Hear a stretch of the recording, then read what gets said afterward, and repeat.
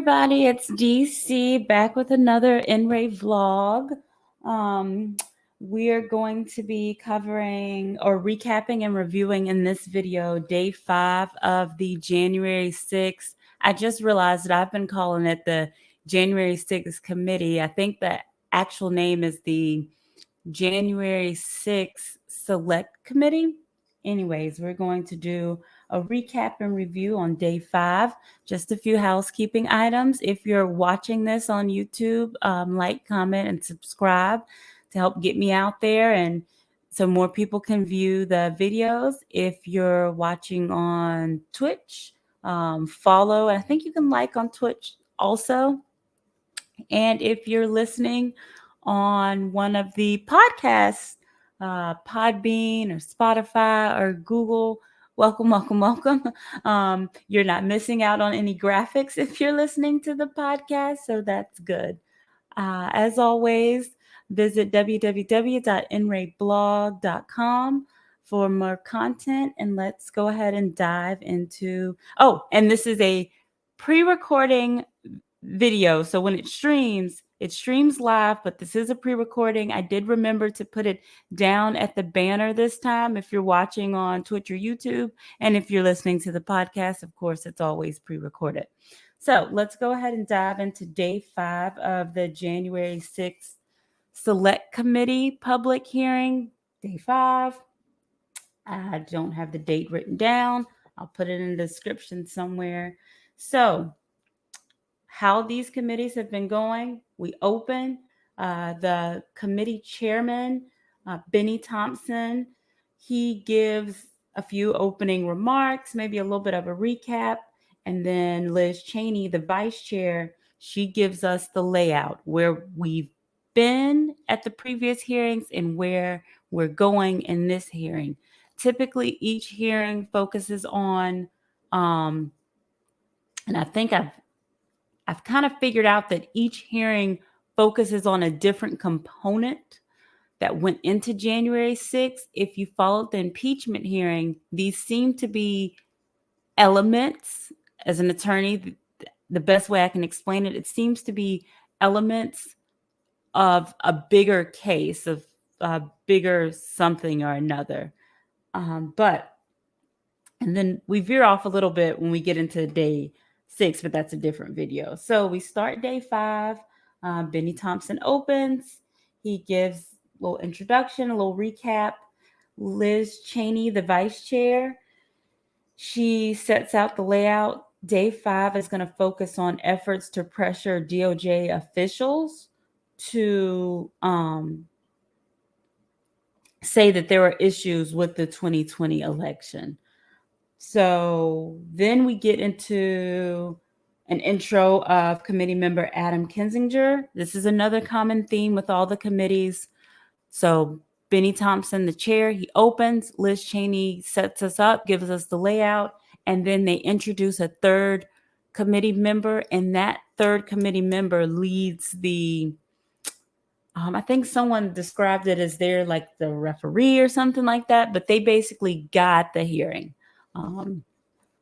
for the questioning, for whatever they prepared that day.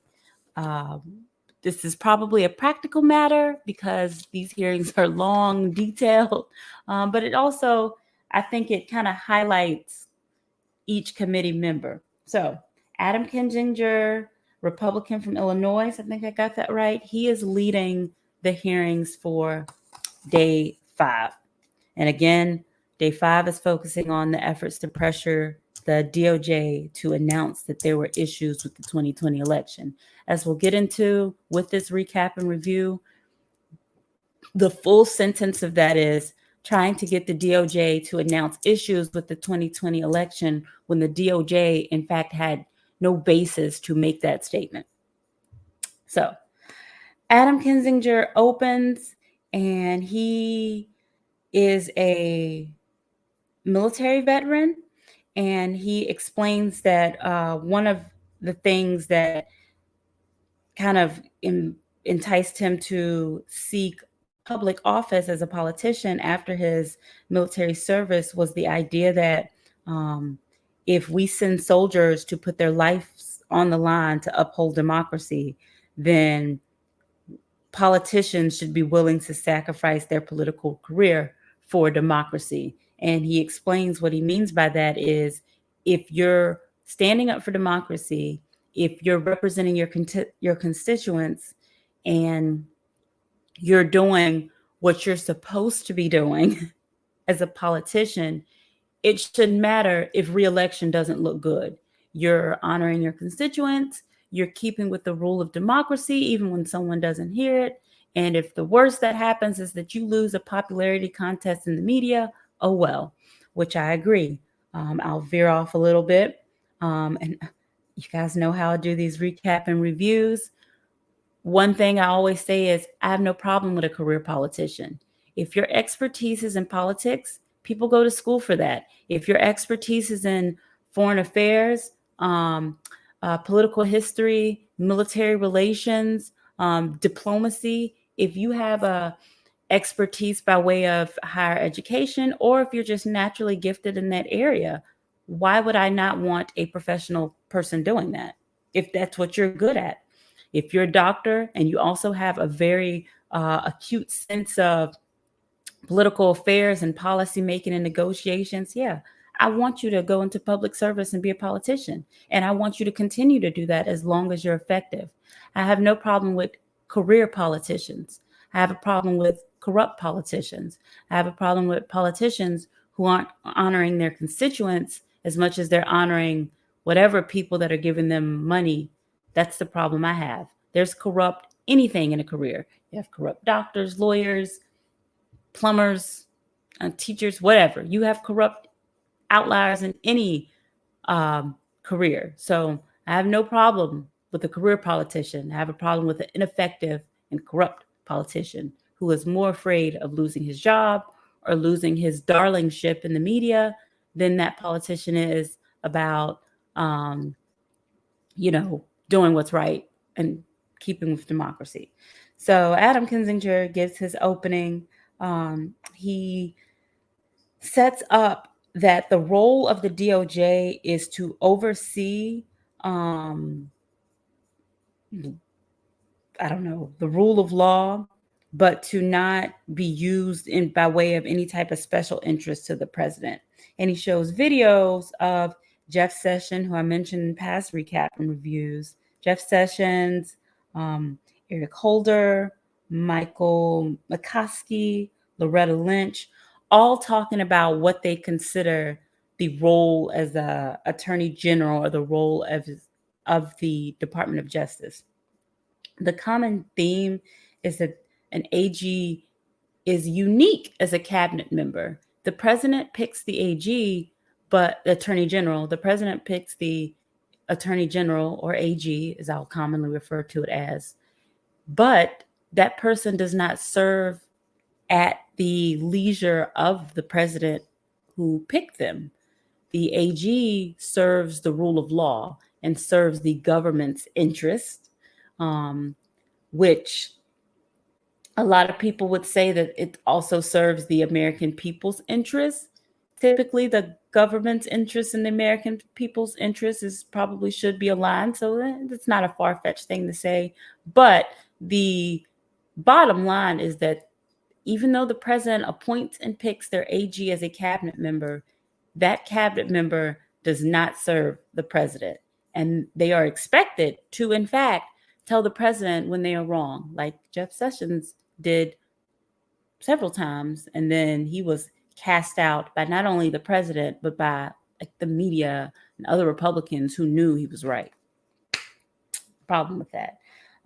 So Adam Kinzinger says we're going to, as we get into more of the hearing, we're going to find out that no one in current DOJ leadership was willing to go with this fake election, fraud election, stolen election thing. So Trump tried to find someone who was willing to do anything he wanted to do. And eventually he found that person. And fortunately, it didn't go how it was supposed to go, but just barely. So they show, or they play audio from a few DOJ officials from their testimony describing, telling Trump that this guy that he wanted to pick to do what he wanted, Jeff Clark, his name will come up several times, but that basically he wasn't qualified to lead. I'll get more into the hearing because then this Jeff Clark person and why they were explaining that he wasn't qualified will come into play then. So I just want to say that Eric Hirschman has been one of the highlights of these hearings. He gave video testimony depositions, and he's like a regular person. Sometimes he uses like 4-letter words a little bit, but it sounds like Eric Hirschman was in the background, like telling people what it was and what it was not. So the panel for this hearing is Richard Donahue. He was the former acting AG. Jeff Rosen. I want to say he was also a acting AG or deputy AG. And Stephen Engel, he was head of Office of Legal Counsel. These are all Trump appointees. These are all Trump guys' picks. He picked his administration. These are all people that were picked within the administration. None of these people are liberals. None of these people, I don't think any of them were Democrats. I don't think any of them were even like left-leaning, maybe even not centrist. So I point that out because this is not to say we drudge up people that didn't like Donald Trump to talk ill of Donald Trump. We found people that, like Donald Trump, wanted Donald Trump to win, were in the administration, and probably were committed to him winning, but not lying. So,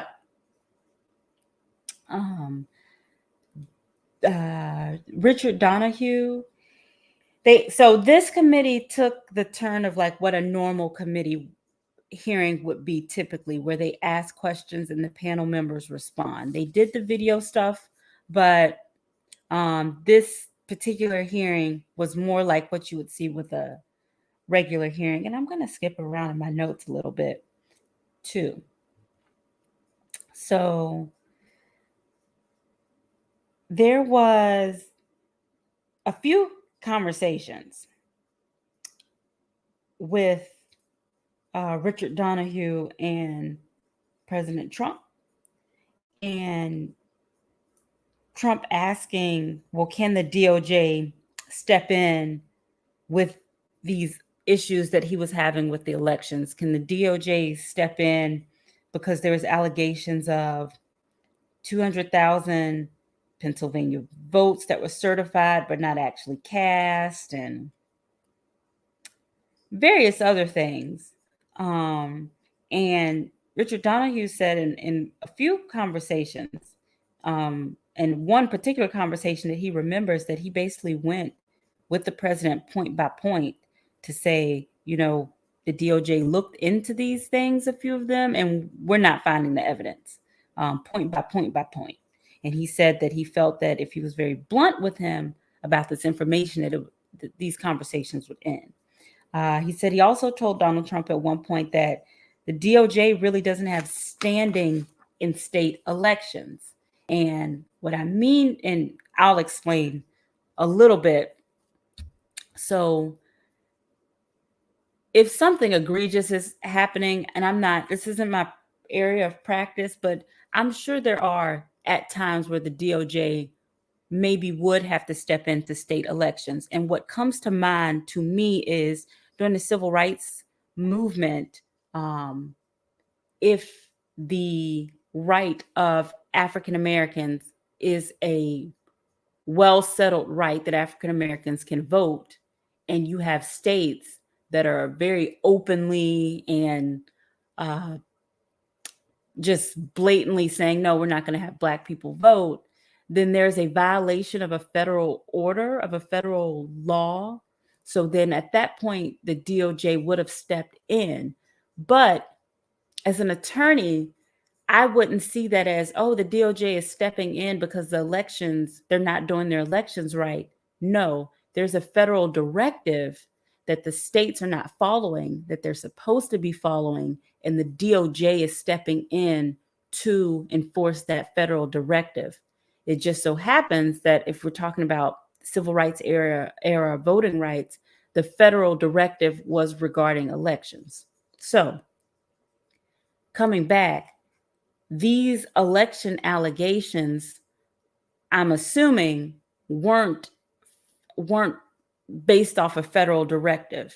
States run their elections, and if you are a candidate or a citizen, or you have an issue with your state in their election, you take that up with the state in a lawsuit, and however you take that up with the state. But no, the DOJ doesn't just have standing to, oh, we heard this happened in this state and it wasn't right, so we're going to step in.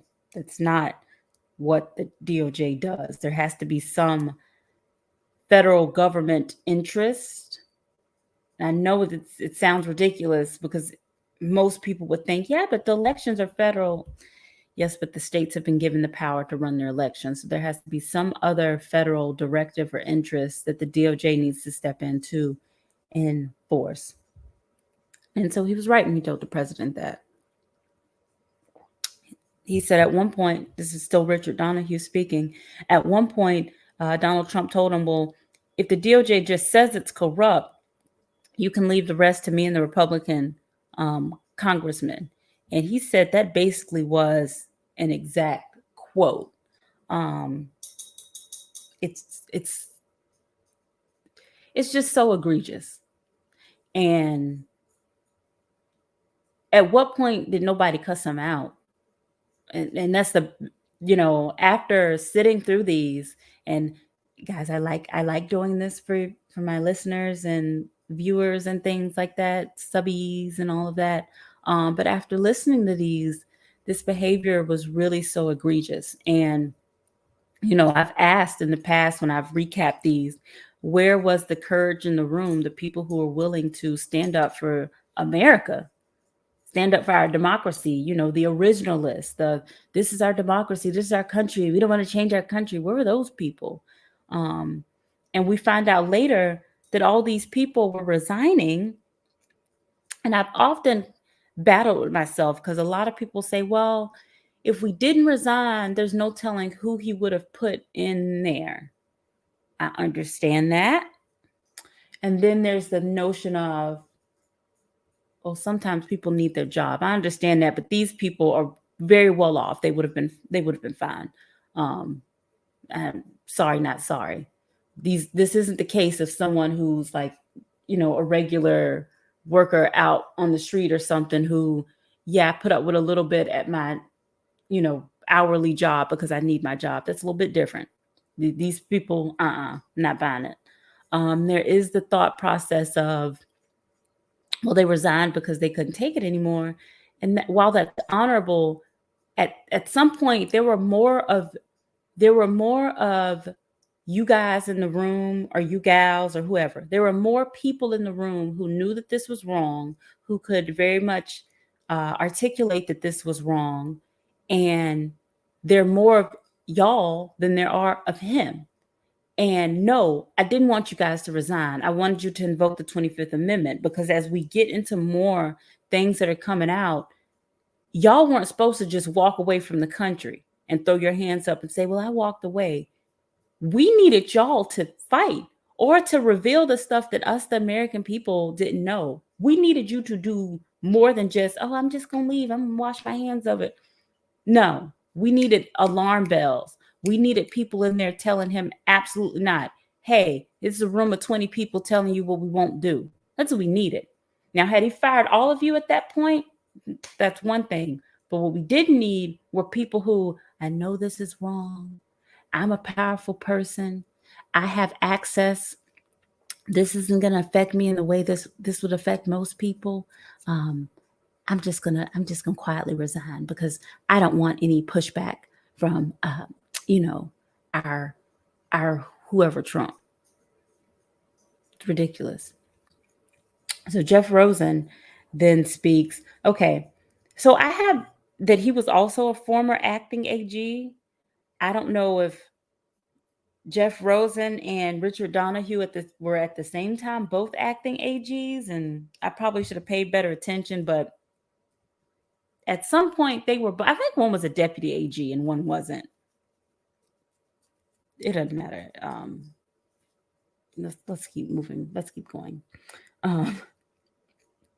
So they ask. So here's where Jeff Clark starts to come up. Jeffrey Rosen remembers that Donald Trump made an off reference to Jeffrey Clark at one point to him on the phone and asked, did you know him? And I think he said that he had heard of him. And he said he didn't think about it until later when it became a little bit more relevant. But in the moment, he was like, how does the president even know who Jeff Clark is? Jeff Clark was a conservative environmental attorney who had never dealt with criminal matters or anything like this. He was not an election attorney. He wasn't someone who, and I'm thinking as an attorney, if we're all discussing election issues, and I know that this person is known most likely exclusively for their work as an environmental attorney, it would be kind of odd, like, why would you bring him up now? They show committee video of Marjorie Taylor Greene.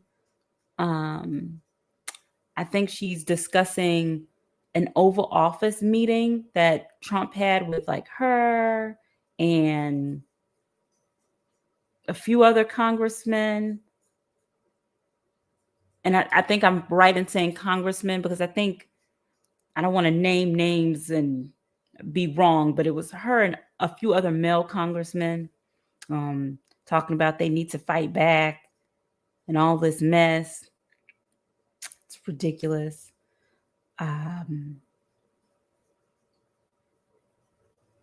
They go on to show video of someone saying that Giuliani had mentioned that they needed someone to be in the DOJ who wasn't scared of their reputation being harmed. And during this same time frame, let's keep going. So then Adam Kinzinger very pointedly asked Mr. Donahue, were you worried about your reputation? And Mr. Donahue said, no, I wasn't worried about my reputation. He said, it's just, I wasn't going to pursue a baseless claim. And I would have worded my answer a little different. I'm worried about my reputation in regards to my integrity to my career. I'm worried about my reputation in regards to what type of person I am. Am I the type of person that just does something even though I think it's wrong? Or am I the type of person who stands up, no, this is wrong? And then I have proof of why it's wrong. So if we're talking about you're just a fraidy cat, the people who went along with Trump when they knew he was wrong, that's fraidy cat worried about reputation. That's something different than worried about your reputation in regards to integrity. I think words have meaning, and I think that we speak in sound bites sometimes as a society, and we don't say full sentences. It's one thing to be worried about your reputation. Again, integrity is a part of your reputation. It's another thing to be worried about your reputation in the way of, well, I'm just scared to say anything to anybody, even though I know it's wrong, because I want people to like me. Those are two different reputational concerns. But what I get out of Donahue was he wasn't worried about people not liking him. He was worried about his integrity as a professional, and rightfully so. So Rosen, funny thing about Rosen, he shakes his head in a way when he gives his testimony that makes me think that at one point he had very long hair and he used to shake it to get out of his face. I haven't seen pictures of him younger. I'd be interested to look it up. But the way he just kind of does his head every now and then gives me the impression that at one point in his life, he was a man with very long hair. Thought that was kind of an interesting thing about him. So there's a line of questioning to which Rosen describes that there is a policy about contact to the White House and who and when certain people, and I don't know if this was DOJ particular, but I don't think this is. There's who can contact the White House and the president at certain times. And the deputy AG, the AG, they can contact the president if it comes to like a criminal concern or a matter. And I guess whenever they're contacting the president, it has to be on a particular matter. So they can't just walk in and start talking. There has to be a particular matter that needs people to be that has a reason for them to be communicating with the White House. Like if there's a DOJ official that they've delegated a duty to, they have to have an enumerated matter. You're talking to the president about this.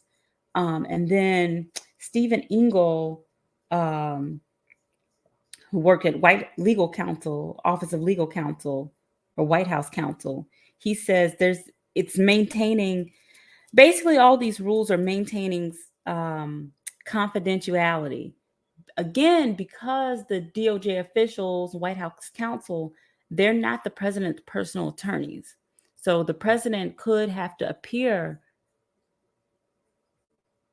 We've never really had much of this happen before then, but the president could be needing to do something legally of which DOJ officials don't need to be. Attorneys have very particular ethics rules about mixing cases, mixing clients, mixing information. And that's because we have to eliminate as many conflicts of interest and matters as we can. And so all of these rules basically gave me that's what it's maintaining confidentiality. It's maintaining some secrecy in the White House because this is the White House and everybody can't have all information, but it's also maintaining or minimizing conflicts of interest. So there's mention of Pat Cipollone. He was a White House attorney or Trump attorney. I don't know which. It's starting to get murky. He has not appeared before the council. But several people had told this Jeff Clark person, you need to stop going to the White House and talking about stuff. Yeah, pretty much. There was a representative, Scott Perry. He was requesting to get Joe Clark in the DOJ. And I think he did get him in some position that wasn't a position where he needed to be talking to the president. But apparently this representative, Scott Perry, was the push behind that. So Liz Cheney, she asked a few questions. And she had a white blazer on that, so cute. And so Donahue says that they told Clark that he needed to stop. Basically, he needed to stop. He needed to kind of shut these conversations down, quit entertaining these meetings in some type of way. Clark continued anyway. And then there's some communications between Clark and Eastman at some point. We've talked about Eastman, I think, in the last recap and review. If my energy sounds a little bit low as I do these, it's because one, these happen so quick and I take so many notes to where so much has happened after. So I'm having to go back and remind myself what I wrote down, why I wrote it down, and why I said it. And two, This is so ridiculous. Like the fact that this was going on, and granted, this is serious. This wasn't little stuff. These were grave. This was awful what was going on, but it's just the fact that these were adults in the room. Adults. We tell kids, we train kids to go get a trusted adult. We train kids to go tell it, to leave. We train kids to stand up for what's right. And at y'all big ages, it got to dire circumstances before, it got to dire circumstances before people finally really put their foot down. They show a video of Jeff Clark before they go to recess, and Mr. Clark, he basically invokes the Fifth Amendment and his version of executive privilege every time they ask him a question. And that's probably the best thing he could have did for himself. The reason, even though I know the news always reports that these people don't have executive privilege, and that's a little bit above my expertise as an attorney. Fifth Amendment privilege, everybody has. You always have your Fifth Amendment. It carries you as a person. It holds to you as an individual. Executive privilege, there may be a knot. However, if I'm an attorney, I'm advising someone to go ahead and say both, because if it does come up for review on appeal or before a judge or anything, and they determine that there was executive privilege, you had to have exerted that for it to apply still. So, but regardless, he didn't answer any questions. That's probably good for him. So they take a 10-minute recess. They come back and Mr. Engel speaks. And okay, so he was the head of office of White House counsel. Yeah, I think that's what it was. He talks about the relationship with the president when you're in that type of role. Basically, he says, your role is to provide the president with advice on legal matters and not advice that he necessarily wants to hear. Now, it might be something that he wants to hear, but that is not your role to just figure out a way to make the law fit to him. Your role is to communicate the law and what's best for the government's interests, which by extension is usually the American people's as well. So the president wanted the DOJ to review a draft lawsuit. And the draft lawsuit was, alleging that the 2020 election was fraudulent, stolen, problems, this and that. And Mr. Engel says there was no legal basis. It was prepared by some outside department, which is very strange. The president went on his own, found some outside people to prepare a draft lawsuit, and he wanted the DOJ to sign off on it. Now, if I'm a DOJ official, that might have been my last day, because I wouldn't have even read it. The fact that you went outside, got some people to draft this document up, we don't know anything about it. We don't know anything about this. And then you give it to me and say, hey, can you sign off on this? Who? No, I can't sign off on that. No, absolutely not. I wouldn't have even read it. It would have been a no, because no. You lost your mind? Stuff like that sounds like jail time. Anyways, no one would touch it. So we get into that. Trump also wanted the AG to approve like a special counsel to go over the state elections and this, that, and the other. We find out that both AG Barr and Roslin, they said they weren't going to do that. It wasn't necessary. They did look into a few things. And I'm sure when they looked into a few things, one was to see if the DOJ had any basis for intervention, and two, if the claims were substantiated. And they said no. Both of them said no. They show a video of Barr saying he had no he told the president, he said he had no this was a public video. This was like a, what do you call it? like a press conference or something like that when Bill Barr was still AG, and he told the public, he said he sees no reason to appoint a special counsel, and he had no plans of doing so.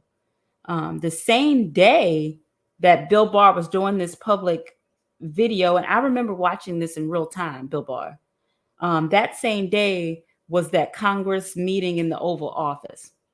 2 days after that, Donald Trump sent a tweet about needing a special counsel. So the significance of that is Bill Barr went on public national TV and said, there's no reason. Bill Barr, the AG, went on public TV and said, there's no reason for, reason for a special counsel, and I have no plans to have a special counsel. And then 2 days later, President Trump tweets that we need a special counsel. I mean, it's just, it writes itself. It's funny, but it's not. It's a tantrum of epic proportions. I told y'all last video, that behavior starts at home. Somebody needs to check him in. They show video depo from Sidney Powell. She was one of the Trump election lawyers. I am not going to say that she's cuckoo for Cocoa Puffs, but what I am going to say is, as an attorney, it is one thing to be a zealous advocate within some logical proof of the law for your client, and it is another thing to start. Let me go back. There's two ways to approach something. One way to approach is, this the conclusion I want, and I'm going to say anything to fit this conclusion. There's another way to say, well, this is the conclusion I want. Let me find logical, substantiated bases for this conclusion, and let me work my way down with the understanding of, I might get all the way down and find out that even though this was the conclusion I want, logically it's unattainable. And I might get down and say, even though this is the conclusion that I want, logically it's a leap, but it has some basis in logic. That is completely different from, this is the conclusion I want, and this is what I'm going to say. Well, I don't really know if these things are logical, substantiated, or none of that, but I know they're out there, and I know they fit what I want to be right.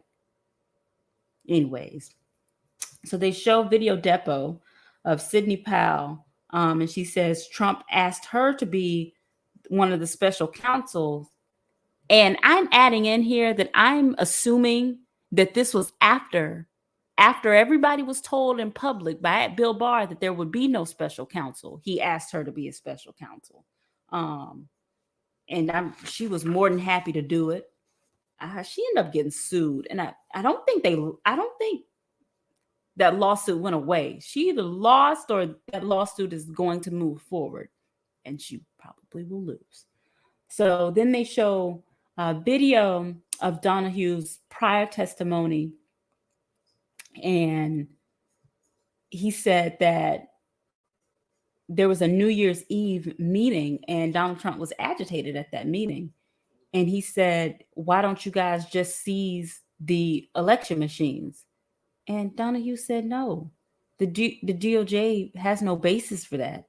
And Rosen said, I don't know if this was in a conversation or if he was adding to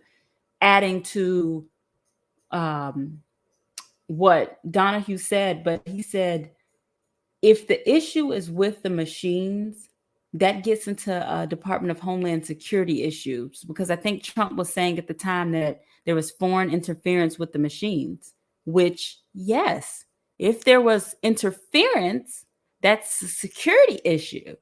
And so Rosen was saying, you have to talk to the DHS, Department of Homeland Security, about that.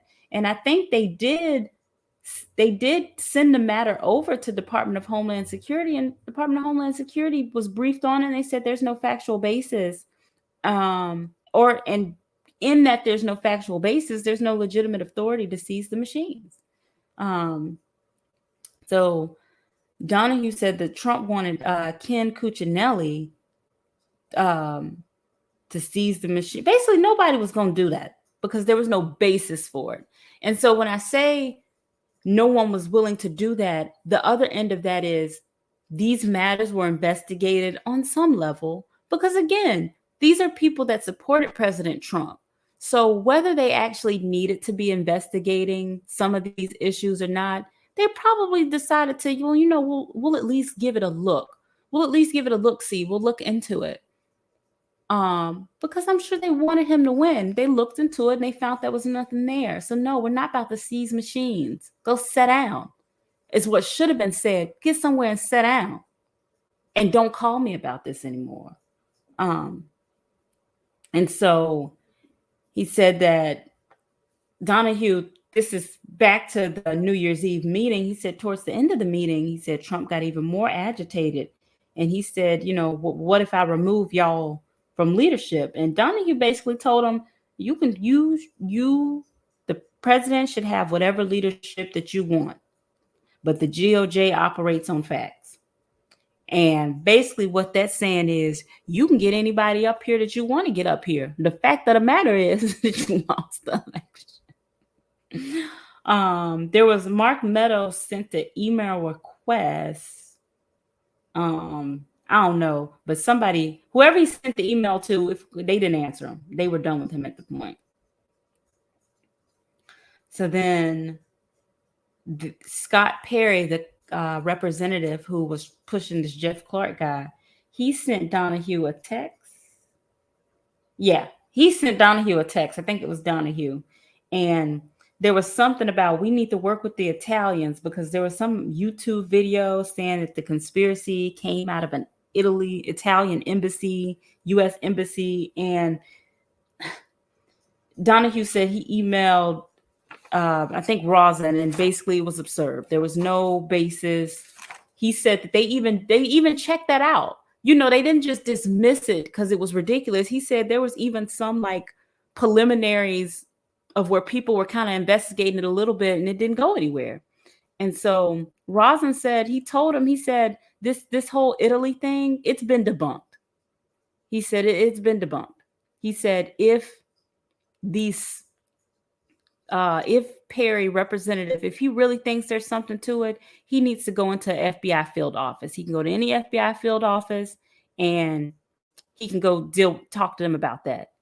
And he said that they weren't going to do it because there was nothing there. And Rosen says at this point is when he kind of started to run out of he said he's kind of started to run out of patience with this. And he sent an email to somebody that basically said, don't discuss this with him anymore. There's nowhere to go from here. But as we find out, it was not let go. It wasn't let go. So now we get into, Rosen. So Rosen says that later there was some discussion of him being replaced, and he would have been replaced by this Jeff Clark guy. And he said, first of all, somebody who is under him is not going to fire him. So if somebody was saying that he was going to be replaced, that's fine. His superior needs to tell him that. So this was 17 days to go before the inauguration of Joe Biden. And Rosen, it gets real spirited and it was hard to keep up. But Rosen says at this point, he didn't care about keeping his job because in 17 days, there's going to be a new administration. He's out anyway. He said, but what he did not want was, one, them to put this Jeff Clark person in place. And two, he didn't want the DOJ to be destabilized, which, this is just me speaking, I think that the goal was to destabilize certain institutions that were in Trump's way. And if we destabilize, we have them going all which way like chickens with their head cuts off. That provides us a path to do things that we otherwise wouldn't have gotten away with. But that's just me speaking. So Rosen said that he called Meadows, Pat Cipollone, Steve Engel, Donahue, and he told them that because there was going to be a meeting with Trump, and he told them that he wanted them at the meeting as well. They need to be at the meeting. And then Rosin said he called Donahue and he said, let the DOJ senior leaders know what's going on. Then Rosin said he got a call from Hirschman, my boy Eric Hirschman. And Eric Hirschman said he was going to be in the meeting in support of Rosin. It's nothing like somebody who call you. Let me tell you, this is not about friendship, but it's nothing like somebody calls you and tells you what they gonna do. Hey, I'm coming to the meeting. I'm gonna be there supporting you. Nobody invited you to the meeting. How you call me and tell me you gonna be at the meeting? They had to invite me to the meeting. It's something about that. Something about that just seemed like something me and my friends would do. Like, hey, girl, they having a meeting. Hey, I'm gonna be at the meeting too. I'm gonna be there and I'm supporting you. So Hirschman calls and says he's gonna be at the meeting and he's gonna be in support of the DOJ. So Donahue says that there was preparations for January 6th going on at this time, not the foolishness. There was preparation for the legitimate going on of the joint session of Congress to certify the election. So Donahue said at this, he started calling senior DOJ officials and was asking them, look, if Rosin was fired today and this Jeff Clark person was hired, what would y'all do? He said everybody said they'd resign. He said it would have been resignations en masse if Jeff Clark took over. Everybody said that. He said there was one official, and this comes later, so I might repeat myself. Everybody said they would resign, but there was one official who was in charge of DOJ's National Security Division. Donahue said he doesn't want it to be put out there that he wouldn't have resigned, this DOJ National Security senior official. But Donahue said he didn't get into that with him. He told him not to resign. He said that department, National Security, is too important to be destabilized right now. So whatever happens, please don't resign, is basically what Donahue said before he could get into this. This is what we're doing. Like, this is desperation at this point. But obviously, the DOJ National Security senior official agreed. So Rosin says that, so they get into this meeting and Meadows ushered everybody in, and he's sitting in front of the president, and Trump basically looks at him and says, well, we know you, Rosin, you won't do anything. And Rosin told him, you're right.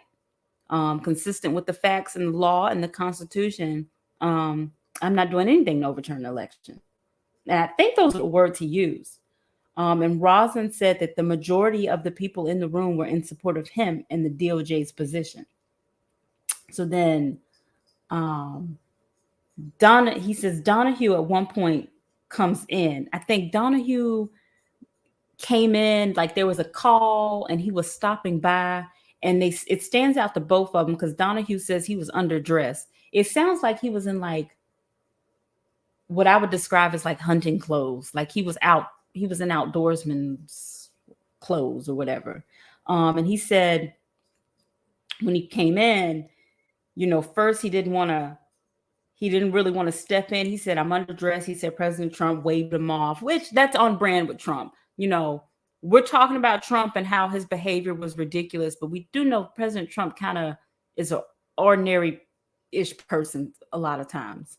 He waved him off. And so then Donahue said he went to kind of sit in the back on a couch because he was underdressed. And Donald Trump said, no, you can come right up here. And so they shuffled seats around. They put him, right in front of he said he was seated like right in front of the president. And he said he told Trump, he said what everybody had to lose if we kept going down this road. He said, all of your senior officials are going to resign. The country has a lot to lose. This isn't a good thing. He said the conversation then, and Jeff Clark is in the room. He says the conversation then turned into Jeff Clark is not qualified to do this. He's never tried a criminal case. He's never been a trial attorney. And Jeff Clark tried to defend himself. Now, I didn't cover the Amy Coney Barrett hearings. Yeah, I didn't cover those. And one of the things everyone kept saying about her was she's never been in a court. She's never tried a case. She's not a trial attorney. There are various different attorneys in this world. The best way I can explain it to people is not all lawyers do that law and order stuff you see on TV. Just like not all doctors are house. Not all doctors are surgeons. You have various forms of people within a profession.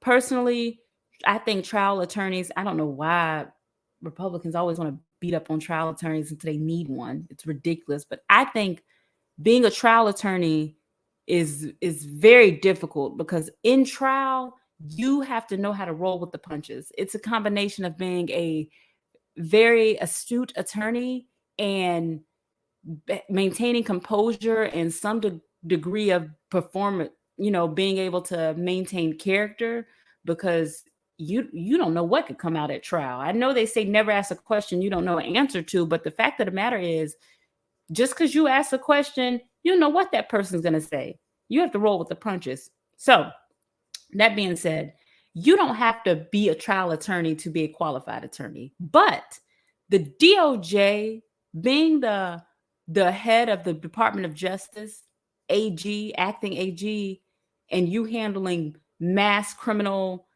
federal criminal statutes and investigations and stuff like that. Yeah, I'm gonna need you to be a trial attorney. Yeah, I'm gonna need you to be a trial attorney. Point blank, period. That's it. That's as simple as that. I'm gonna need you. That's what I'm gonna need you to do. I'm gonna need you not to be an academic. I have no problem with academics, attorneys who just do briefs, paper attorneys. Heck, I'm a paper attorney. I wish I was an academic attorney, like teaching or something, because you get paid and you can write books and it's kind of fun. But that would not qualify me to lead the DOJ, period. That's how I feel about it. But they said Clark was trying to defend himself. Obviously, that's human nature. People are talking about you. I know one thing. I understand that's human nature, but sometimes people are right, they right. Just sit back, be quiet. But Rosen stressed that he said the role of the DOJ is to adhere to the facts and the law. And this what's going on with this election stuff, you're pushing something that's telling Trump, you're pushing something that's not adherent to the facts and the law that we have.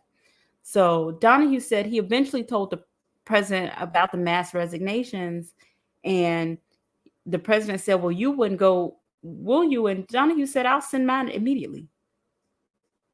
And Ingalls said he kind of told the president a little bit of the same thing. He said, I'm not serving under him.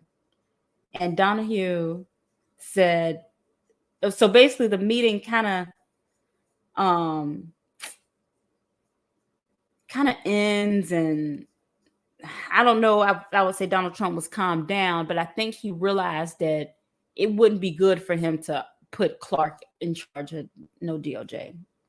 So Donahue then says that, later he got a call from Trump later that night after everyone went home, and Trump was talking about, an ICE agent found a truck of shredded ballots. And Donahue said that is a DHS matter. ICE agents are under the Department of Homeland Security. So if it were ICE agents that found that, you need to reach out to the Department of Homeland Security. And Trump, I think he said Trump told him, well, will you mention it to him? And he said, fine, I'll mention it. And Donahue said he did pass the information along. Nothing came of it, obviously, because it probably didn't happen. So 3 days later, we're now at January 6th, and Donald Trump is still peddling these same things that they told him weren't true. So Donald Trump was told several times that these things were ridiculous. And he continued on January 6th to go out up in front of the crowd and put out ridiculousness. So now we're on January 6th, and Roslin says that he was on the phone all day, pretty much, with DOJ officials, other cabinet officials. He said at some point he talked to Pelosi, McCarthy, McConnell. He said he talked to the chief of staff. He said the DOJ was trying to do everything they can. They sent 500 plus in additional like reinforcements. DOJ officials, FBI officials, U.S. Marshals. He said Roslin said he spoke with the VP during that day. He said he did not speak directly to Donald Trump on January 6th. Donahue says that he came in. I think they showed a video of him walking in where he had to help to reconvene the joint session of Congress. And then he participated in a briefing with the vice president in some office as the vice president is getting debriefed or briefed, either which one, on moving forward, what's going on. We need to start back up Congress. So they show, I think they showed a video. I can't remember if they showed a video of someone just discussed it, but Matt Gaetz and some other people requesting pardons at this point. So then they show a video of Eric Hirschman explaining, basically this conversation where all these people are asking. He said the pardons that people were asking for were very broad. And somebody brought up, well, Nixon got a pardon. And he said Nixon's pardon was not that broad. It was narrow enough to fit what it needed to fit. He said, no. He said he doesn't know about these broad sweeping pardons like they're suggesting they were supposed to get. So then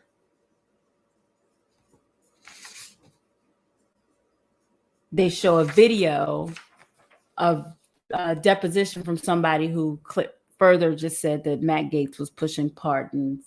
I think she says Biggs and Perry and a whole host of other people asking for broad pardons.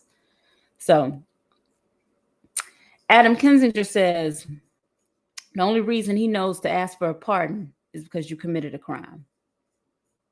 And they could have stopped there, because I believe that is, what are you asking for a pardon for if you didn't do anything? You didn't do anything, you don't need a pardon.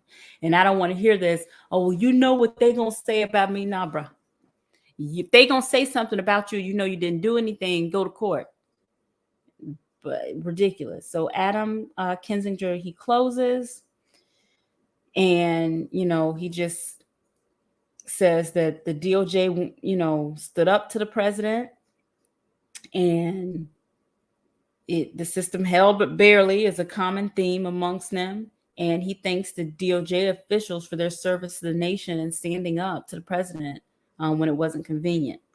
So then Liz Cheney, she gives her closing remarks, and she mentions that, the panelists are going to be called deep state rhinos and all this other stuff.